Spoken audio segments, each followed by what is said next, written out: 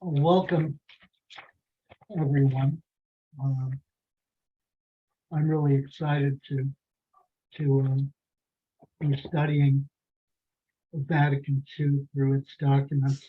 A long time ago, Father Ramon had, when he was pastor at SJB, had uh, told me that he really wanted to have a class on Vatican II, and I simply couldn't find uh, uh, any text that would be suitable. And then you told me about the keys to the council, Michelle. So, and I looked at it and thought it was a really outstanding book. So thank you. I really appreciate that. But one of the things that I've sort of found, and it's true of myself certainly, and that the impression of what the pre-Vatican II church is and the what the Vatican II church is usually for almost everybody, unless you sort of intensively studied the pre-Vatican church and the Vatican II church, is very partial and based on uh, less than all the data. So, and I think we see that both from opponents of Vatican II and Vatican and proponents of Vatican II. In many ways, we all have a partial sense of what Vatican II is about. Sort of some of the highlights, but not a kind of very often not a sort of very profound understanding, and sometimes not a very good understanding at all. So in any case, what I wanted to do is for each of us to sort of discuss uh, what we saw, what we see as the problem, or what was wrong from our perspective with the pre-Vatican II church, or what was good with it, whichever, and what is our perception of the Vatican II church and of Vatican II itself. And so what I'm hoping is that at the end of the class, we'll do this same exercise, but we'll have a much firmer basis and much more knowledge, and much more depth in what we're talking about. So in any case, I'll start.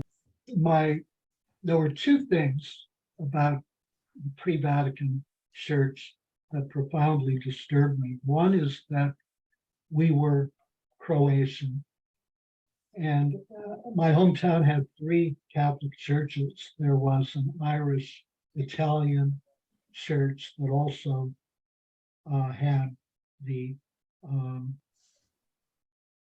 remaining French settlers, the original white inhabitants of the area. There was a Polish church, and there was a Croatian, Slovak church. And so since we were Croatians, we had to go to the Croatian church, where the message was really fire and brimstone. The priest would deliver his homilies and cry, yelling, "Why are you such sinners?"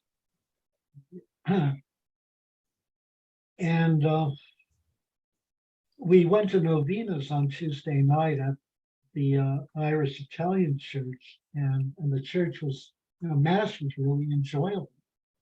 And the church was really enjoyable. The music was really enjoyable. Singing and participation was really enjoyable. But we couldn't go there for Sunday Mass because we were Croatian. So, I later identified that as ethnocentrism.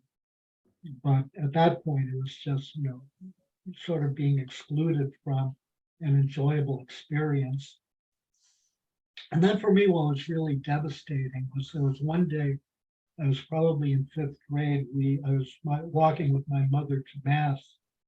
It was like just a beautiful day with blue sky, and the air smelled so fresh. And as we were walking, there were chipmunks and squirrels in people's lawns. And I've always had a real passion for chipmunks and squirrels. So I just felt so close to God and so fully aware of God's presence just felt so wonderful. So we went to Mass. After Mass, I went up to the priest and said, Father, I want to be just like St. Francis.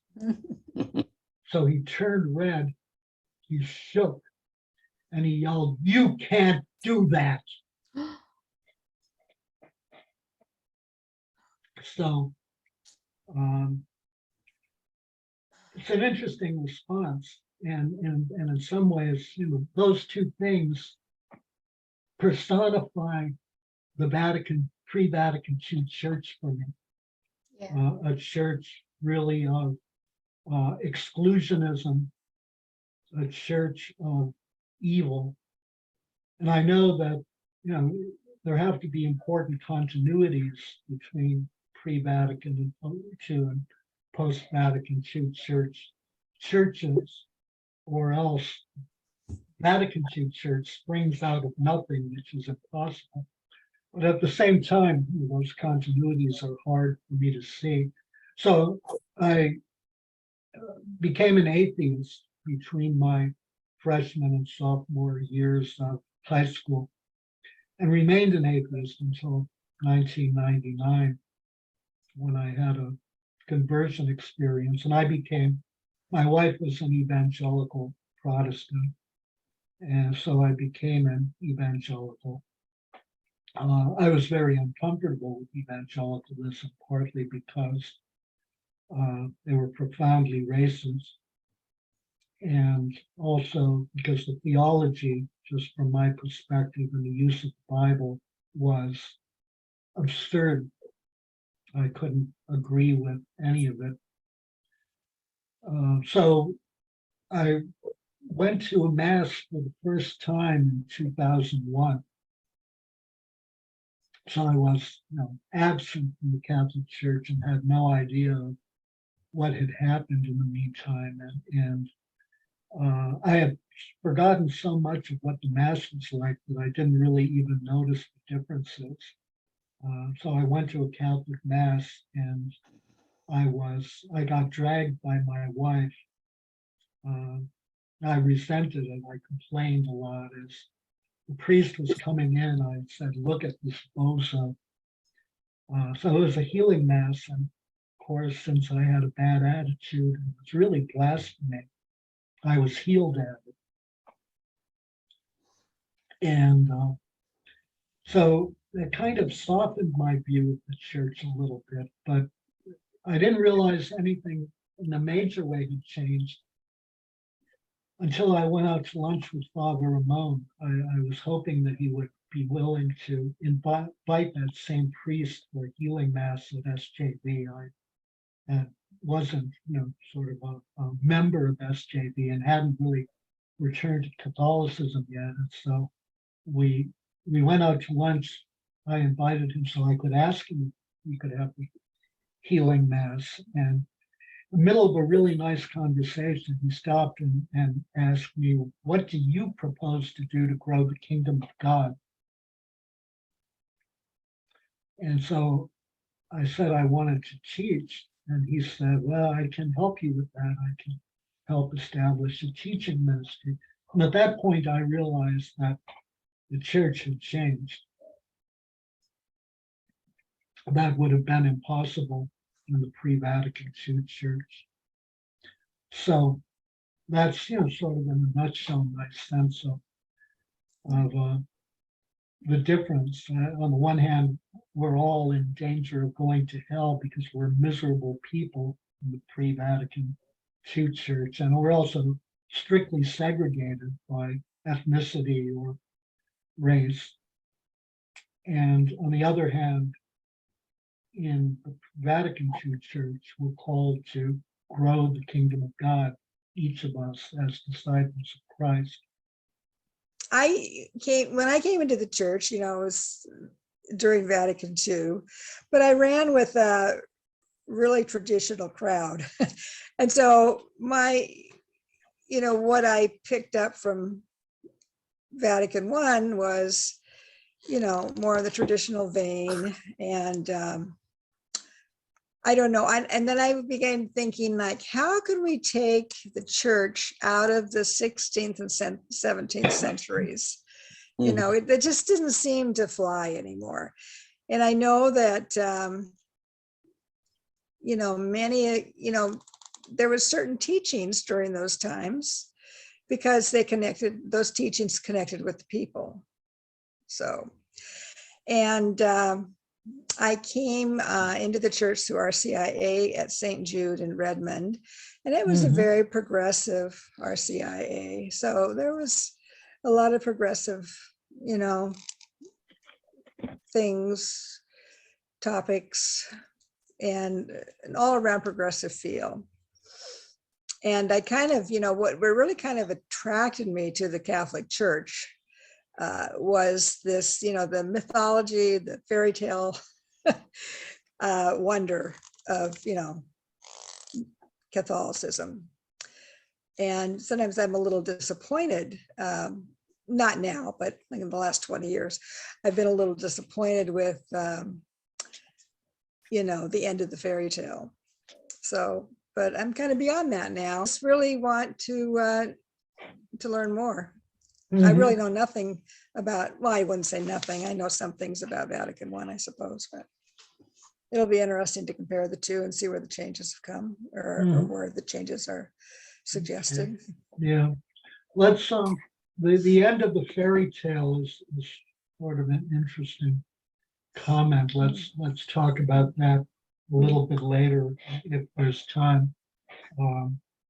Because on the one hand, you know, I know sort of exactly what you mean, but at the same time, I don't think that I wouldn't describe it as a fairy tale. I would describe it as the mystery of the faith. All right, mystery is a good word. And I don't think, I think that, you know, from my perspective, the mystery was present, but more controlled in the pre-Vatican Church, Vatican II Church, and much more available in the Vatican II Church. But we can talk about that later. I can offer my experience with Vatican II. Uh-huh. I was in, I guess would be considered middle school, probably 7th or maybe 6th or 7th, possibly 8th grade, when Vatican II landed. And Yeah. it was immediate and it was profound in my parish. I grew up in a small town where the Dominicans were the largest landholders in the town. They had quite a large church. They had a girls' high school, a women's college. And it was, and I was an altar boy, so I just remember it. We didn't hear a lot about it before it went into effect, the changes from Vatican II. But I remember showing up at school one day, and all of a sudden, all of the nuns are wearing small veils instead of spindles. That you could see their legs, and we're like, "Oh my God, there's something's got to be wrong. The real nuns are going to break in here and kill them." Right. But we also, even prior to that, it seemed that what we were being taught in school was very conservative, even though some of the priests in the parish seemed a little more progressive. But what we were taught in school is very dogmatic. It was very, you know, fire and brimstone. A couple of the, you know, priests that every week.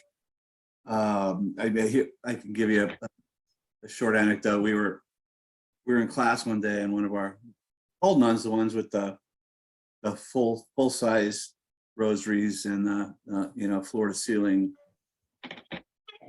clothes, she was teaching us about the difference between venial sin and mortal sin, and she told us that if, in God's view, if one person committing one venial sin could prevent the world from being destroyed, then it would be better if the world was destroyed.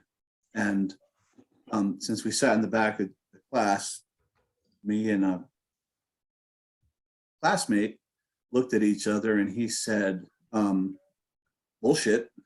And then he said, I just saved the planet. And then he also got sent to the principal's office. But that was what was being put to us as children. And a lot of it didn't make sense. It seemed so, it just didn't match with what we were seeing in the world, especially at that time in the 60s and early 70s.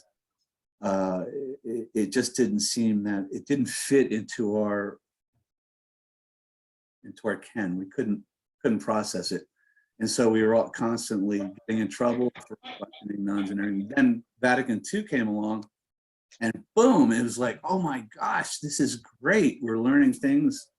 They're teaching us in ways that we didn't know before. It's like we are now experiencing this generosity of God instead of this punishment. Mm-hmm. We were getting grace through the people who we used to fear, and it was for me, it's probably why I am still a member. Well, I still go to church. Yes, there was a big blank, like there is for a lot of young Catholic people, but it is why I am back now, is because I think that Vatican II created the opportunity for the church to grow out of centuries and centuries of like rigid dogmatism and rules. Mm-hmm. And the new rules seem to me, yeah, it was a great step in my eyes.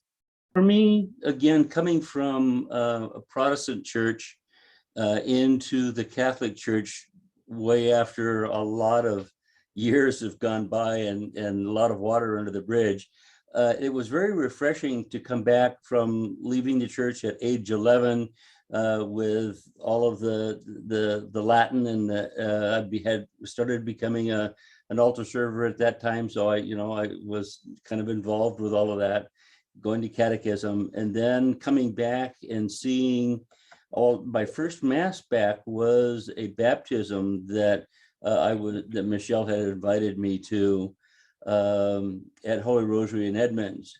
And it was quite a moving experience for me to experience that mass in English with the priest turned around and with music that I could identify with from my Protestant years, or close enough to that it had some, liveliness to it, if you will. And, that I knew what was missing in my life and where I needed to, I felt like I was being called back to the Catholic Church at that time and to learn more about it. So it was quite a change for me and very positive. And then eventually, in the early 90s, I started working in the Catholic Church parishes and spent, from 1990 to 2011, working at different parishes at different positions, and involved with more closely working with the church and with the priest involved, and of course going through the abuse situation while I was involved in those was just an experience that I just had it from both sides, but it was very moving and very helpful for me to be there. And I have some of my closest friends are priests that I've worked with that I very highly admire, and I just really like it. It was really a blessing for me to do that, and I've been able to carry that my Protestant upbringing in my prayer life and in my sharing. I have worked with those in need and homeless, etc., since about the mid 1980s, and it has been easy for me. Not easy. somewhat easy for me to be able to share my my faith life with those that come up and say, gee, there's something different about you. And so that just opens up a door for me to do that. And so I've tried to bring what I've learned in my experience in my Protestant life and bring it into my Catholic life and kind of mingle those two and do what I can with trying to live a life that helps me to carry the end of that way, I guess. So Mhm. look forward to finding out in more detail about what happened when I wasn't here. I mean, I have the general of it, but you know, I'm looking forward to some detail about some of that. Catholic elementary school in the 50s. And I remember some of the teachings from that time, like about babies going to limbo if they're not baptized, and talking about non-Catholics being pagans. And I remember looking through the fence at the public school across the street to see what pagans looked like. But so I was in junior high when Vatican II happened, but I wasn't, aside from the changes in the liturgy, which I was so happy about, in that we went to English rather than having the whole Mass in Latin. And I found that, and I appreciate the changes in recognition of the laity and the responsibility of the laity as the body of Christ, and having the vernacular in Mass. And I just felt over the last 20, probably 30, 40 years, the going backwards, I felt. And so I thought that we adults maybe need some education into the background of Vatican II and what it was, its purpose was. The introduction in this book, there are phrases that are so pregnant with meaning as far as the purpose of Vatican II, and it was interesting rereading it, because it was years ago that I read it on my own. It wasn't through a class. So I'm glad to have some directed depth into this. But it talks about how Pope Pius XII recognized the need, and he was Vatican during Vatican I, and he recognized, and there'd been 40 or 50 years of movement among different bishops in France and Germany, the introduction said. And there are phrases in there about how the wording of the Vatican documents or the commissions, how it's so inclusive, as I think you mentioned, Ron, the inclusion of laity and women and other churches, the ecumenism of that, recognizing the Christianity in Protestant churches and working together on these commissions during Vatican II.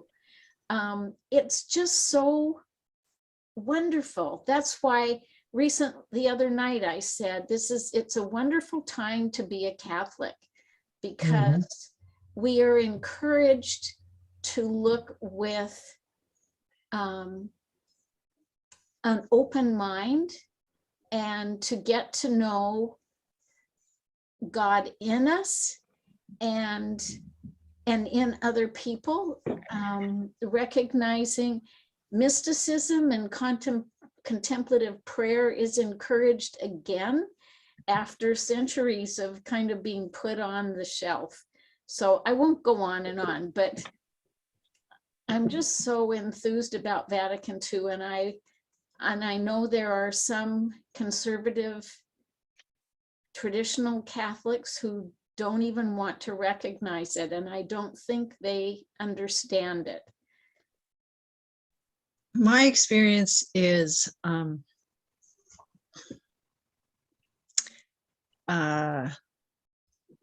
I guess the only way to explain it is my parents were hippies.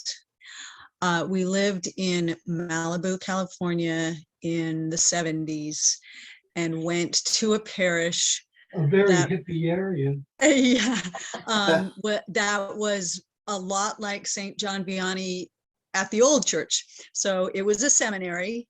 Someone, Claretian order, someone got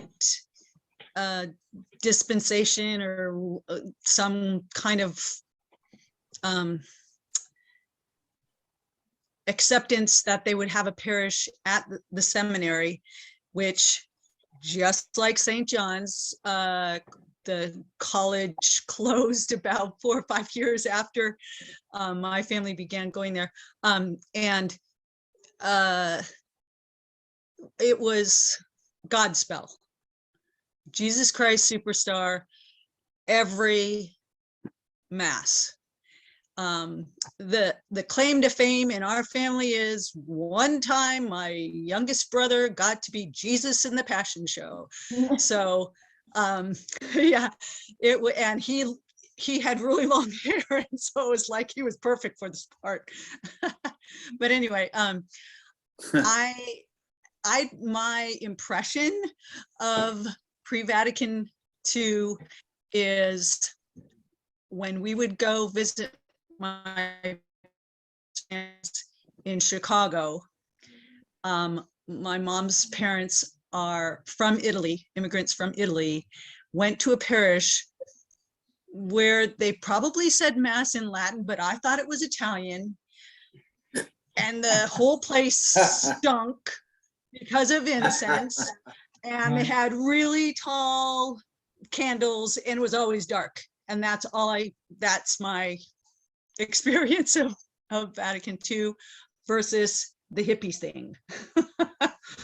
So I would love to know what Vatican II actually changed, and yeah, to to have a better basis of where we came from, where we're going, and why it seems to me at this point Pope Francis is the one who is really following Vatican II. But I don't know that much about it. So I'm very excited to hear about this.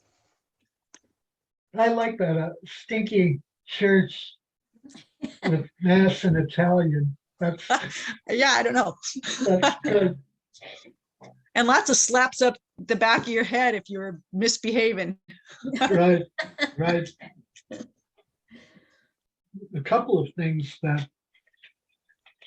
that struck me was the Candy's statement about the end of the fairy tale. I thought that that's in some sense worth discussing. The sort of issue of tradition, sort of to quickly discuss that. Why do traditional Catholics hold on to tradition? But in many ways, I think it has less to do with, the faith and that perception that, often people hold on to tradition because there's a perception that it used to be really good and now things are going to hell.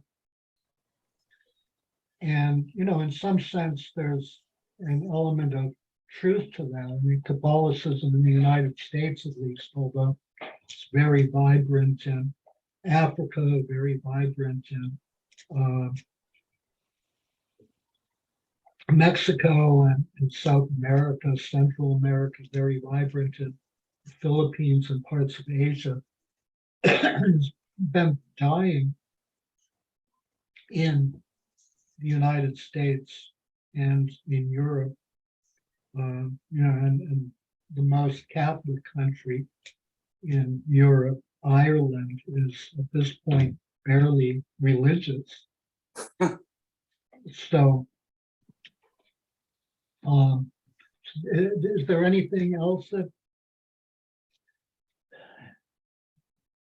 anyone would I like think to? tradition discuss? is very important. That's one of the things that drew me to the Catholic Church, was how the Catholic Church takes in tradition. Mhm, And right. when I was speaking of fairy tales, it was things like, when I was in Loretto and I visited Mary's house, which had been miraculously dropped on the shore by angels from the Middle East. It's like, it's a good story, but I kind of consider it a fairy tale. It doesn't really matter to me when I went to visit Mary's house in Loretto if it was actually Mary's house or not, because it was such a holy place. Mhm, And I knew what made that place so holy was all the people praying inside of it. mhm, So, it doesn't really matter what the story says. It's kind of the mess, as we all know, it's the message of the story. right. So I have high regard for the mystery of the Catholic Church Mhm, and high regard for the traditions of the Catholic Church. yeah. So, For me, I guess the personification of the mystery is that at Lent, um, during the Lenten season in our church, there would be sort of a display with Christ in his tomb, and it would be, sort of, you could see kind of in through this cloth curtain, but not very well, so it was obscured, and for me, it was almost as if you were there, but not quite as if you were there. So I wondered what was really there and what was going to happen. And it was, somehow very mysterious. And it, in some ways, in a strange way, I mean, I was, obviously young then, sort of really captured the mystery of the resurrection, or the expectancy of the resurrection. And so I think that sort of personified the mystery. What partly has happened, I mean, in society as a whole, and the church has been affected, is that we've lost a sense of the presence of the supernatural. So probably on balance, far more Protestants don't believe in miracles. Even evangelical Protestants, I mean, there's a whole school of thought that miracles ended with the apostles. Mhm. That's not true in the Catholic Church, but nevertheless, we tend to not see the miraculous. Then the second thing about mystery is that we'll read about it when we read about, sort of the theology of the pre-Vatican Church, is that the theology of the church and understanding the Bible was interpreted in terms of the tenets of the faith. And in some sense, that's very restrictive. And in some sense, also really denies the mysteries, denies the mystery. And, in some sense, denies the wonder of God. God is reduced to, and everything else is reduced to these tenets. And the tenets are useful and they're important, but they're not in themselves adequate. And so, I mean, for me, the really wonderful thing, and so as an evangelical, what bothered me is, that evangelicals predominantly rely on biblical literalism. And, from my perspective, biblical literalism transforms the Bible from the Word of God into a piece of garbage. So the wonderful thing, and there was, certainly very literalistic tendencies in the pre-Vatican II church as well. But the wonderful thing about Vatican II is that it first of all made the Bible accessible to lay people instead of it being, the preserve of the clergy. It was now lay people were encouraged to read the Bible. And second, it was no longer interpreted in terms of the tenets, but rather, the goal of the magisterium becomes really to provide, in some sense, a set of guardrails that limit the range of interpretations without really severely restricting them. And so, I don't know, to take a good example, we have the miracles of Jesus, and so Jesus performed these miracles, they show he's the Messiah. Isn't that wonderful? But that's never really the point that the gospel writer is trying to show. So for example, the feeding of the 5,000 is intended to point back to God's provision of manna, is intended to point forward to the Eucharist, and is intended to point forward to the heavenly banquet in Isaiah chapter 25. So the point of the miracle is to position the event and to position Jesus' ministry within the history of the Old Covenant people in the New Covenant, which hasn't yet occurred, and in the new heaven and the new earth, in the new heaven and the new earth after the second coming. So,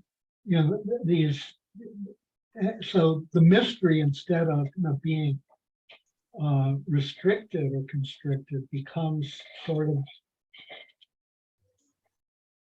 unlimited. Say similarly in the love chapter in Paul, if you read it literally, well, that's nice. Love is a good thing. But at the end of it, he says that the most important thing is love. Because of all of these things, love endures forever. And so if you think about that kind of, as a mystery, what is he saying? He's saying that love is a factor that allows us to transcend the bounds of time and space. Love propels us into the infinite in a way that nothing else does. And so that, is a profound mystery, and it's mind-boggling.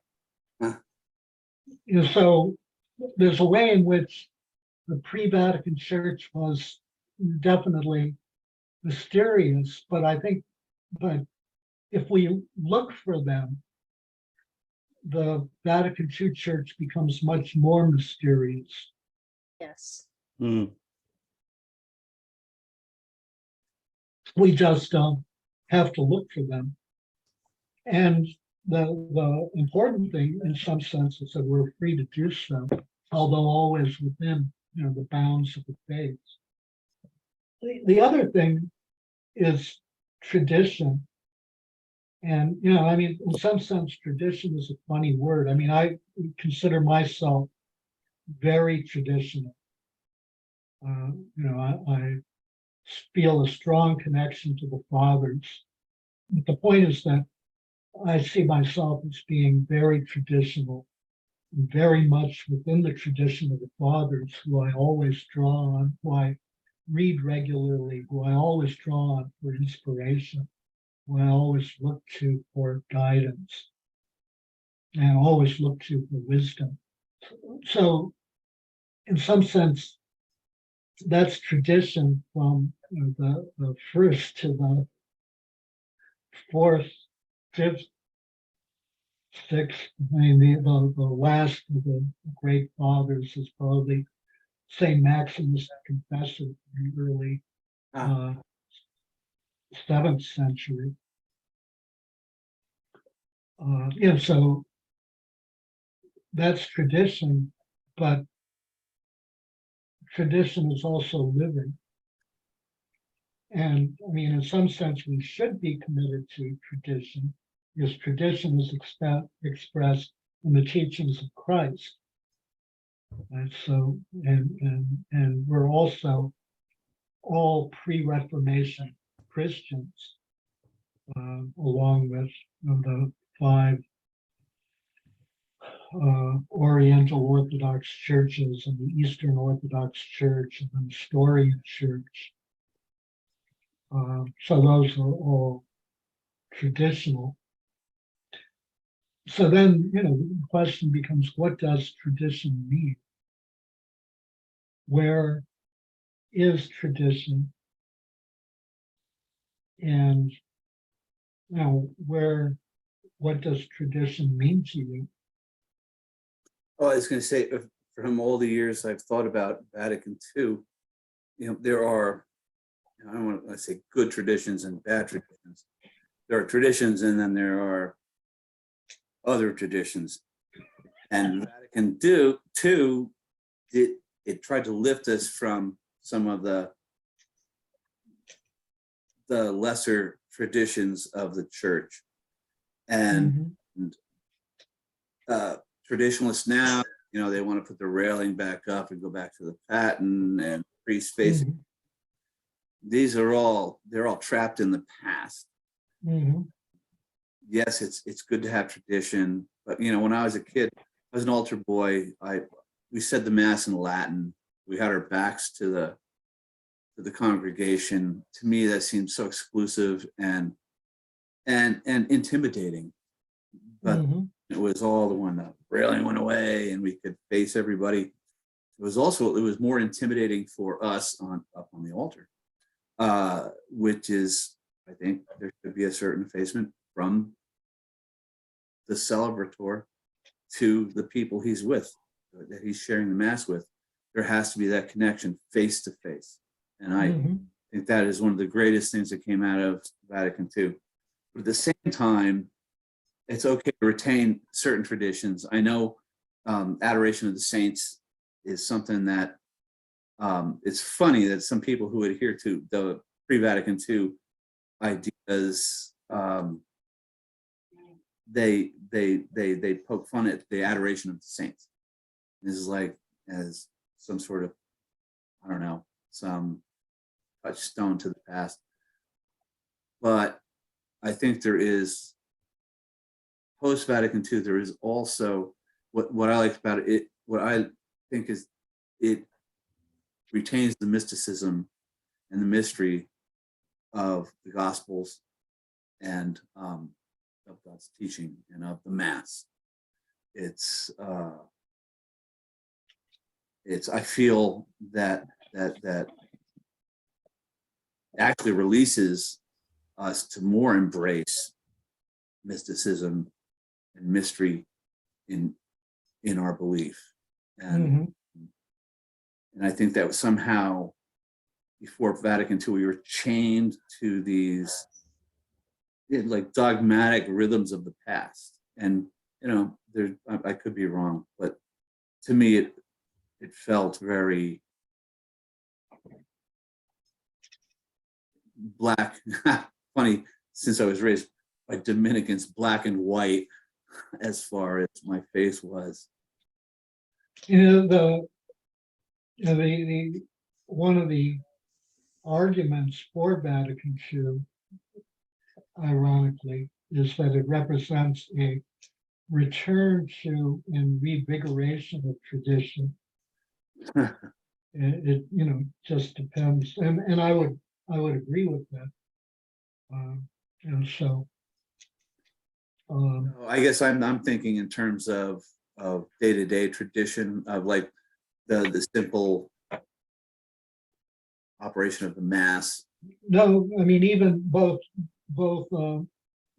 theologically and in day-to-day tradition. And so, Mass in the vernacular, we think of the Latin Mass as the Mass, right? But the original Mass in Rome was in Greek, Yes, yes. right? I see your point. Yeah. Saint Irenaeus, when he moved from Smyrna to Lugdunum, contemporary Lyon, is thought to have celebrated Mass in the barbarian languages. And in fact, I mean, it's almost inconceivable to imagine how you are going to reach people who don't speak Latin or Greek by celebrating a Mass in Latin or Greek. And he comments, that they learned the faith and the tenets of the faith and adhered to them far more than sort of people who were eloquent in rhetoric, meaning either Latin or Greek. So Mass in vernacular is not, a new phenomenon. But also in terms of tradition, one of the driving forces. So much of what's identified as the pre-Vatican II church, sort of came into being sometime after the Council of Trent. Yep. And so if we read the Council of Trent's documents, on the one hand, they're really very brilliant. So for example, the canon on justification, how one is saved, is still very valid, still well worth reading, still the definitive statement on sanctification.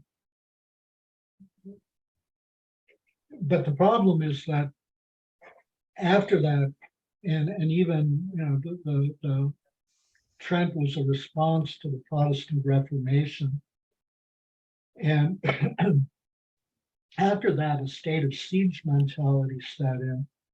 That was in many ways really accentuated by the French Revolution and the rise of democratic revolutions and democracy in the world, when the church's initial response was to support monarchies and fundamentally to deny the rights of man.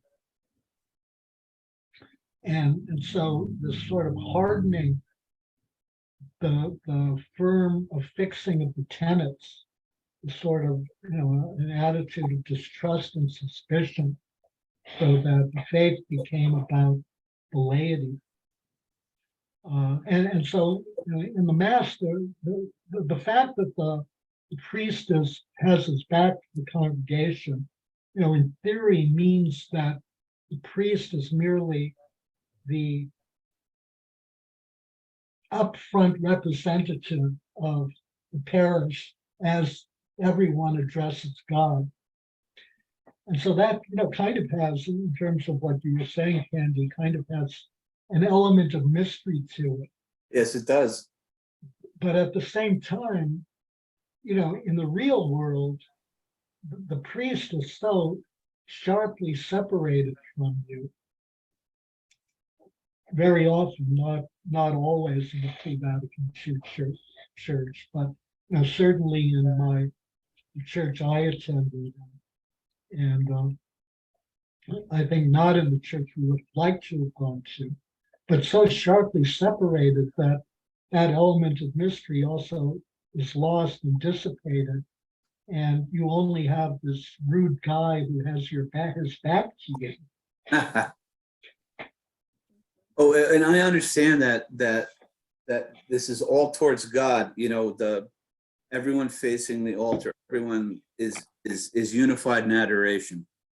But at the same time, I think that it does create a sense of isolation between the celebrant and the people. Mm-hmm. You know, having the celebratory altar facing away, and I understand why some people have a problem with it from Vatican II, turning everything around. To this day, you know, people don't like that, but I can see that I feel more included when I can see the face of like Father Vu at Mass, when I can see, you know, him bow to the host and the chalice and then consecrate them. It makes a big difference to me. Mm-hmm. You know, and that's why I'm doing this with you is I don't know enough of what went into Vatican II because I was a kid, and I'd like to learn more about the whole process of and the background of where we got from Vatican I to Vatican II, and how that fundamentally changed the way Catholics see their church. Mm-hmm. As I remember, when we were being taught the meaning of the Vatican II presentation of Mass and the church in the round, is that the priest would face us. If the church is in the round, we see each other. We are all standing as a community. And the priest is not only representing Christ, but also a member of the community. And that's why they wanted it in the round. We used to have it in the round at St. Brendan, and I loved it. I could look at the different people and feel warmth and affection for them. And now I just see their backs because they've changed it to the old way at St. Brendan's. So that was one of the things I grew to really love about the way the new liturgy was with Vatican II, and it changed over the years. I mean, churches weren't in the round right away. It didn't happen until the 80s, I believe.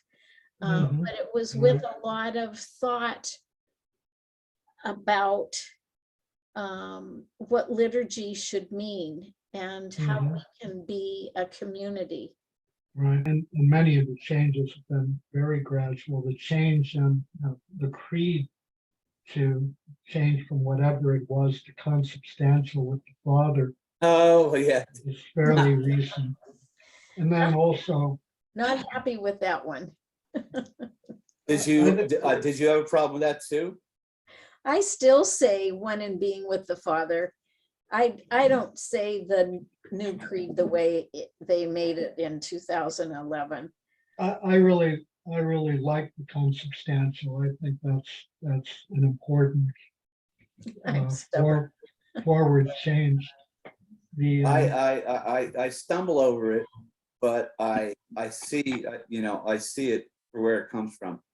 It is, I don't want to dance over semantics, but I know it's there.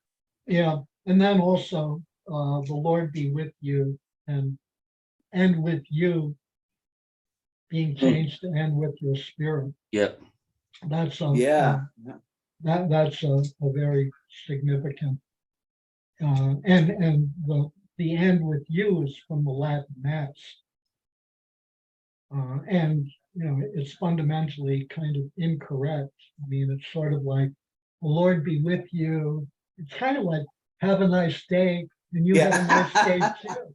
But that's not that's not what it's supposed to be. Lord be with you, and whatever. And yeah, the Lord be with you and with whatever. So Ron, how come it's not the Lord be with your spirit, and you say, and also with your spirit? How come they don't have spirit on both sides? Because you're addressing the priest as a consecrated member of the community. You're addressing the priest as a priest. So you're addressing him as in persona Christi. Okay. In persona Christi, a conduit to God. In the person of Christ.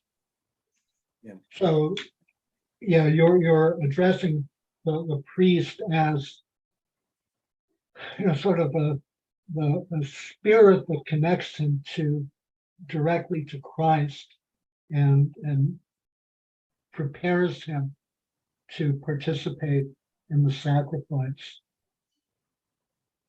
Because above all, the laity cannot perform consecrations. That's only done by virtue of the priest having been ordained. So that's a really a sort of important difference. I mean, on the one hand, the priest is a member of the community. In some sense, the priest is, given that they change every 6 years or 5 years or 7 years on the whole, is some sense a caretaker at that particular parish. But on the other hand, the priest is priest, and in some sense is, and as a priest, is to be respected and is authority figure. Nevertheless, the priests do a certain great amount of respect and admiration because they're the priests. They're the priests. Yep. And when growing up, I was in a parish. We had a rectory with sometimes as many as 9 priests, and Wow, where was that? that was in New Jersey. Oh, okay. Very large parish, Mm. and some of them were there in their dotage. They were there to just like live out their days. It was a large building. We also had a convent with 45 nuns, so it was we're a Catholic town, but even whatever earthly flaws any of these priests expressed, we were always taught as children that these gentlemen they were our conduits to Christ, and they were whatever they were there because God made them that way, and that they were entitled to all of our respect, and that we had when we walk in front of them, we had to cross ourselves, and it's still some of that seems a little archaic, but I still see Father Vu consecrating the host. I feel like this is my connection to Christ, and this is my opportunity to feel the mystery of the sacrament, and that hasn't changed to this day. Mm-hmm. I would agree with that. Despite a hard time with the pre-Vatican II church, I didn't terribly hold our pastor in high esteem, but I did, other priests, and I didn't at all have the same amount of respect for evangelical pastors, who I didn't think were as well they weren't as well educated, and so priests administer the sacraments, and that's a wonderful thing. Not only baptism, but especially sacrament of what was then called last rites. Very, very important sacrament of confession, and then also much more extensive training. Yes. Priests were, much more knew much more about the faith, much more about the Bible, much more able to interpret the Bible. So, due an enormous amount of respect. There were priests I respected enormously, and then there were others that were, well, they're still priests, and I learned a lot from, I had several of the priests in our parish. Some were old Mhm. friends, some just, took me under their wing, and I'm still grateful to this day for the kindness they showed me. The sort of other issue with tradition, I mean, there's a question, so Vatican II in a broad sense occurred because some portion of the church felt that the church was no longer responding to the needs of modern society and modern culture. And problem there, and so the problem is that the question is, when you have that sense that something is out of whack, the question, becomes, do you go forward or do you go back? And in history, in fact, going back isn't an option, but that doesn't stop anyone from trying. So in some sense, the traditionalism is an attempt to go back, hopefully to a period when the faith seemed to be embraced by people without question, when it seemed to be relevant. And, so if we go back to the Latin Mass, then it'll somehow be relevant again. But Gas is 29 cents a gallon. the problem is, is that it doesn't work that way. And the question is, how do we, an important part of Jesus' teaching is not to, sort of segregate oneself from the world, not to condemn the world, but rather to transform it. And his teaching really is that when the holy confronts the unholy, and so remember, he operated within the context of the purity laws and the Mosaic law. When the holy touches the unholy, when the clean touches the unclean, the unholy becomes holy, and the unclean becomes clean. So as disciples, our mission is to transform the unholy to the holy and the unclean to the clean. We can only do that by, sort of interacting with the culture. Yes. However much, in many ways, American culture particularly has gone off the rails.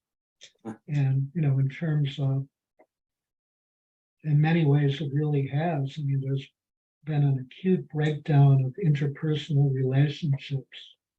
A huge, sort of embrace of idolatry, not through, the worship of pagan gods, but through the worship of money and the worship of stuff. Where people live and die for their lawns, or live and die for their cell phones, or live and die for their automobiles. That's, just totally insane. Or they live and die for the past, to recapture some unrecapturable moment in time, which is, it's Well said. Right. Live and die for the past. Right. And the problem is that hope is forward looking. Yes. Hope really cannot be backward looking. And we are a people of hope. And our mission should be, both individually for each of us and as a church, to transform the world. And, when Father Ramon asked me, what do you propose to do to grow the kingdom of God? And he was rude when he asked me. He pointed at me, he was angry, interrupted me when I was talking. And I didn't even, perceive the rudeness or the anger. I saw an opportunity. Here's some guy who knows what he's talking about. He knows what, I had heard hundreds, I think, of sermons about, growing the kingdom of God. And they were all, you pick up your Bible and you go out and beat people over the head and you witness to them, which I thought, is stupid. It's not going to accomplish anything other than giving people concussions. And, here's somebody who asked the question and knows what it means. That's, and so that led to me returning to Catholicism immediately. So, hope, you look forward, you never look back. But we're out of time. In fact, we're, Oh, are we? 2 minutes Wow. overtime. I had a very brilliant history teacher in the past. He says, he always told us that, you can only look back. You can't go back. And you can only move forward. You can only get in time. It's just Right.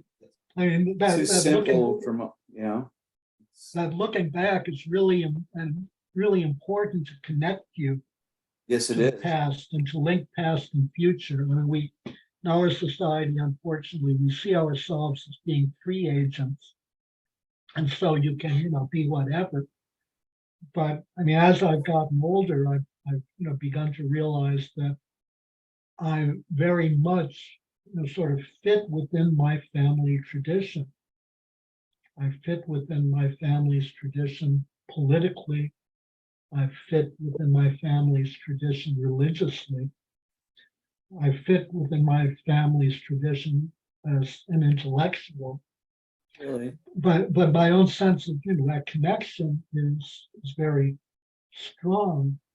But you can't go back there. You can only go forward. So you take the tradition forward. The tradition defines who you are. It's a very fundamental to the Catholic conception of history, which we won't sort of get into it, as it was defined by Saint Vincent of Lorraine, another one of my heroes. But we're formed by the past. We're connected to the past. The past is a living entity, but we go forward, and so tradition is living. It's not static, stale, or dead. So are we Okay. discussing the introduction next week? Right. Next week we'll discuss the introduction, Okay, and then there's an article. There are two things that optionally we can read if anyone wants to read them. They're optional. There's one is, I think it's called 10 Reasons for Vatican II, and the other is the Vatican I documents. They're fairly, it's not a great volume of material, and some of them are really, very skimmable. You can, like skip over the opening one. So if anyone is inspired, you can look at them. If not, that's fine too. But we will focus on the Okay. introduction, which is the background to Vatican II, and a little bit about the First Vatican Council.